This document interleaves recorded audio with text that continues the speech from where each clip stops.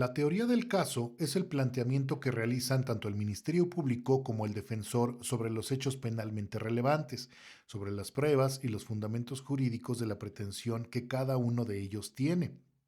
La teoría del caso es un discurso, es una versión de un hecho con apariencia de delito. Esta versión es la que las partes presentan en audiencia al juez de la causa, integrándola con las pruebas que tengan para demostrar la legitimidad de su dicho, por lo que dicha teoría o pretensión se tiene que integrar, por ejemplo, con la teoría fáctica, la teoría jurídica y la teoría probatoria. La teoría fáctica es la descripción de la conducta antisocial de los hechos que generan la noticia criminal. Posteriormente, esos hechos activan al proceso penal. En el caso de la teoría jurídica, sabemos que es la tipificación del hecho. Esto quiere decir que es la adecuación de la conducta al tipo establecido por el legislador, como ejemplo, el homicidio, la violación, el fraude o el robo, por mencionar algunos. El último elemento es la teoría probatoria. Esta teoría probatoria se compone de los datos de prueba, medios y la prueba en sí. Esos elementos están directamente relacionados con la cadena de custodia, porque el MP, al tener conocimiento de una noticia criminal, debe de dar participación inmediata a los peritos según sea el caso, y la intervención de cada uno de ellos se da dentro de la escena asegurada para que de ahí partamos en cuanto a los indicios y evidencia recuperada. Con ello vamos a poder establecer las probanzas del caso. El dato de prueba es la referencia al contenido de un determinado medio de prueba que no se ha desahogado ante el juez. Estos datos deben ser idóneos y pertinentes para establecer que el hecho delictivo existe y que existe además la probable participación del imputado en ese hecho, mientras que el medio de prueba es toda fuente de información que permita reconstruir los hechos. Por ejemplo, los indicios o las evidencias que se recabaron en la escena asegurada o los actos de investigación que se hayan solicitado al Ministerio Público. El Código Nacional de Procedimientos establece en el 261 que prueba es todo conocimiento probable o cierto de un hecho que ya fue desahogado en audiencia bajo los principios procesales de inmediación y contradicción, lo cual significa que el juez debió estar primero presidiendo la audiencia oral, así como el defensor y el Ministerio Público tuvieron que estar presentes para controvertir los hechos que cada uno pudiera presentar. El fundamento jurídico de esa teoría de caso se encuentra en el principio de contradicción que acabamos de comentar.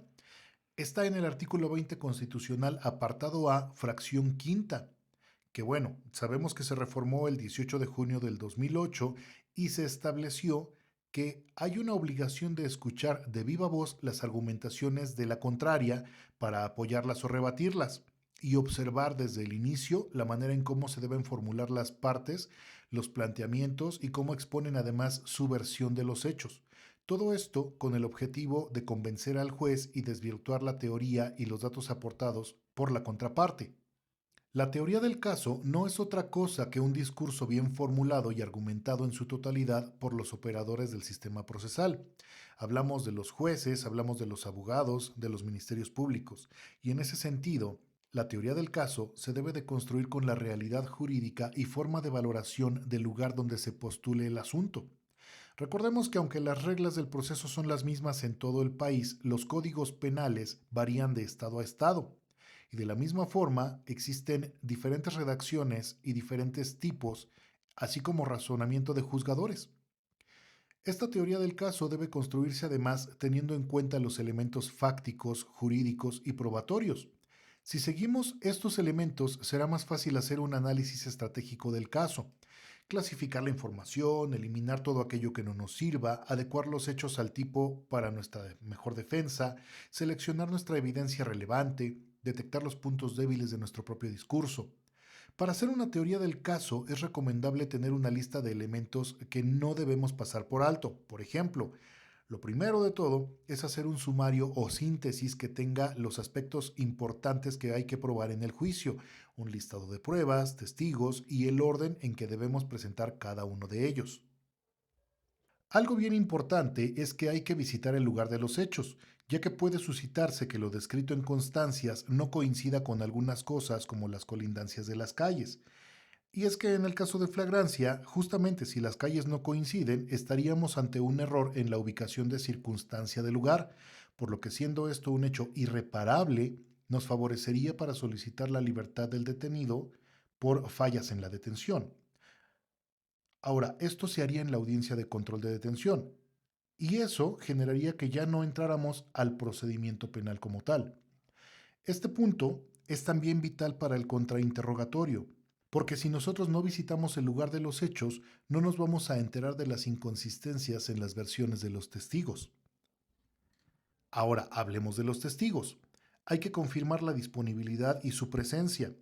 Hay que enseñarles cómo deben comportarse, cómo va a desarrollarse la audiencia, hacerles énfasis en la seguridad de las respuestas que den, sobre todo prepararlos para el contrainterrogatorio y decirle qué tipo de preguntas le van a hacer y que además nosotros vamos a estar ahí justamente para protegerlo. Hay que explicarle a nuestros testigos que los relatos que ellos den van a ser escuchados por completo en la audiencia. Hay que decirles, hay que hacerles énfasis en la importancia de declarar espontáneamente, por ejemplo, ya que en el interrogatorio directo no hay preguntas sugestivas por si olvida un dato, pero en el contrainterrogatorio sí se permiten a la contraparte. Hay que tener mucho cuidado con eso. Si avanzamos más dentro del proceso, vamos a llegar al alegato de apertura. Y bueno, aquí hay que decir que los juicios se ganan o se pierden en su mayoría por cómo se expone la teoría de caso. Todos los jueces en su aspecto humano generan un punto de vista para analizar el entorno procesal y algunos incluso tienden a prejuiciar. Aquí es donde realmente se pone en práctica la capacidad estratégica y argumentativa de nosotros como abogados.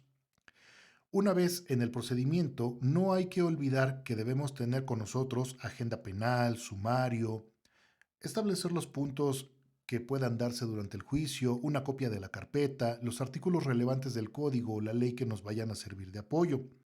Decía yo, aquí en el alegato de apertura es donde aparecen los dotes del buen orador. Hay algunos que son oradores lectores, por ejemplo, si les quitas el documento se pierden, y hay otros más avanzados, los constructomentales. Por ejemplo, ellos tienen la capacidad de relacionar abstracciones y establecer un casamiento entre esos conceptos. Por ejemplo, vasos y corrupción de menores. Y te pueden hacer toda una epístola con esos temas y mantenerse hablando si quieren 5 o 10 minutos.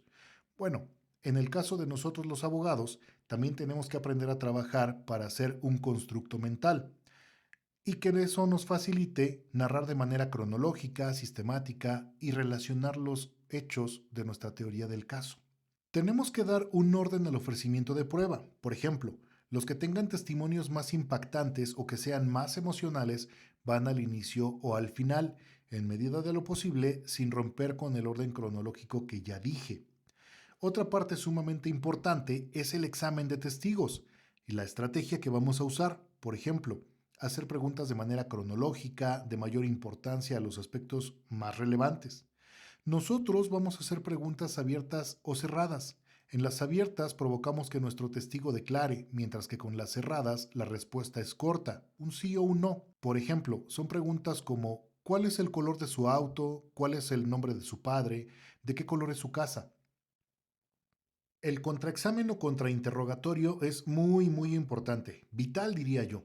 Ahí es donde nuestra capacidad argumentativa debe hacer gala al instruir a nuestro testigo, porque la contraparte, claro está, va a ir con todo a desacreditarlo a él como persona en cuanto a su credibilidad o a su testimonio por cuestiones circunstanciales, como si tiene miopía, cómo es que se percató del hecho si estaba a 500 metros, o cómo escuchó si usa aparato de sordera y estaba ubicado a 10 metros o más de distancia del hecho o incluso su estado mental al momento de presenciar el hecho, si la víctima fue su hija, por ejemplo. Pueden ser también cuestiones externas del testigo que se traten de desvirtuar, como las inconsistencias entre los datos de la carpeta y la realidad.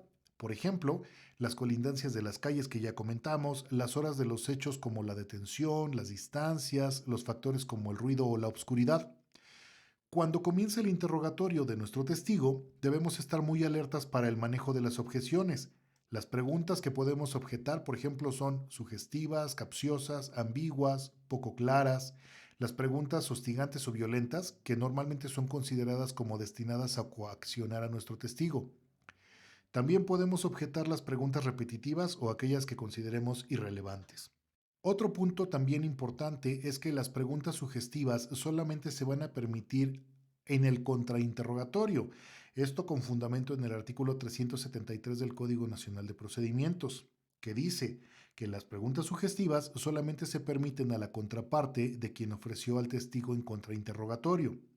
Ahora, en el caso del interrogatorio a los peritos ocurre algo similar que con los testigos.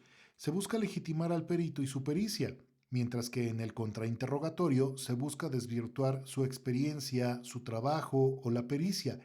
Y es en esos casos cuando el código establece que el abogado que hará el interrogatorio o el contrainterrogatorio puede contar con un consultor técnico que, según el 136 del Nacional de Procedimientos, son consultores en una ciencia, arte o técnica y pueden estar acompañando al abogado en la audiencia.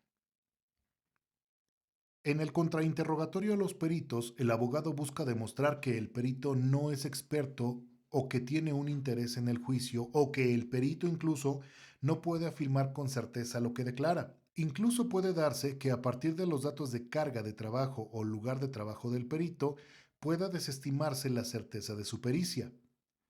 El alegato final se da cuando se han desahogado las pruebas y se permite al abogado sugerirle conclusiones al tribunal o al juzgador.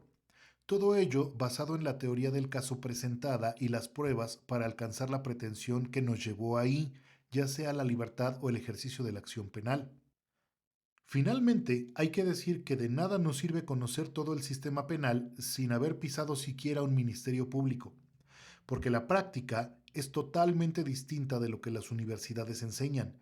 La teoría de caso se construye conjugando el mundo real, la teoría del sistema jurídico y la capacidad argumentativa para lograr convencer al juez de que lo que estamos presentando es el discurso comprobable de lo que nos llevó a ese proceso.